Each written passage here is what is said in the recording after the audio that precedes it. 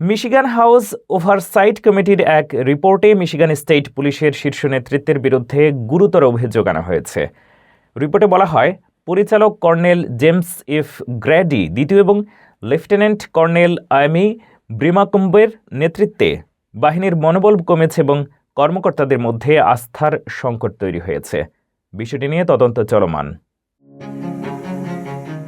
Michigan house oversight কমিটির এক প্রতিবেদনে মিশিগান স্টেট পুলিশের শীর্ষ নেতৃত্বের বিরুদ্ধে গুরুতর অভিযোগ আনা হয়েছে। প্রতিবেদনে বলা হয়, পরিচালক কর্নেল জেমস এফ গ্র্যাডি দ্বিতীয় ও লেফটেন্যান্ট কর্নেল অ্যামি ব্রিমাকম্বের নেতৃত্বে বাহিনীর মনোবল কমেছে এবং কর্মকর্তাদের মধ্যে আস্থার সংকট তৈরি হয়েছে। বিষয়টি নিয়ে তদন্ত চলমান।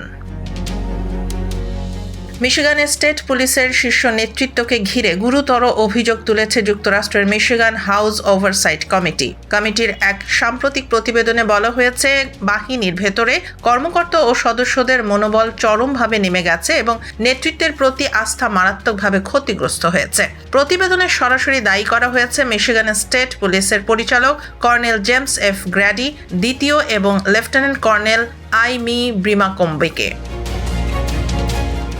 রিপাবলিকান নিয়ন্ত্রিত হাউস ওভারসাইট কমিটির প্রকাশিত এই প্রতিবেদনে 9 জন বর্তমান ও সাবেক স্টেট পুলিশ সদস্যের জবানবন্দি অন্তর্ভুক্ত রয়েছে। তারা অভিযোগ করেছেন, অভিজ্ঞ কর্মকর্তাদের হঠাৎ পদাবনতি, প্রতিশোধমূলক প্রশাসনিক সিদ্ধান্ত এবং মানব সম্পদ বিভাগকে পাশ কাটিয়ে সিদ্ধান্ত নেয়ার প্রবণতা বেড়েছে। এর ফলে বাহিনীর ভেতরে ভয় ও অনিশ্চয়তার পরিবেশ তৈরি হয়েছে বলে দাবি করা হয়।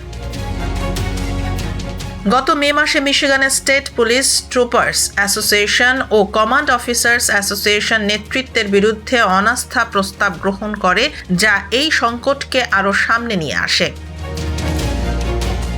ডেমোক্র্যাট প্রতিনিধি জেনিফার কনলিন বলেন, জবাবদিহি জরুরি হলেও এই প্রতিবেদন পুরোপুরি দ্বিদলীয় নয় এবং এতে সমস্যার স্থায়ী সমাধান নিয়ে তেমন আলোচনা নেই।